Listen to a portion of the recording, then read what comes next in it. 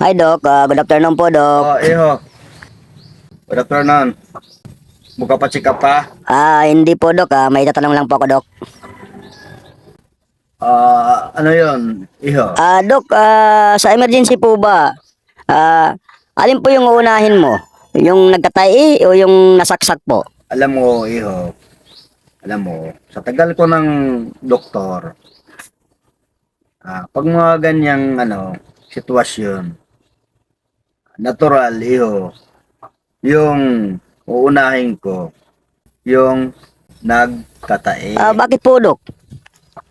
Hindi ko yung uunahin yung nasaksak. Bakit po? Alam mo, ganito yan, iho, ganito yan. Yung nasaksak, kapag naubusan niya ng dugo, sasalinan lang niya ng dugo. Ay, ganun po ba yun, Doc? Ganun yun. Marami naman tayong dugo dyan na available. Sasalin lang yun para masig yung buhay ng isang tao. Okay, Doc. Okay. Yung nag-LBM, yung nagtatae, iho. Kapag naubusan niya ng ng tae, Parang may naamoy ako hindi maganda. hindi mo pwedeng salinan niya ng tae. Gago! Kaya ganun yun. Kaya kailangan ng unahin yung nagkatae.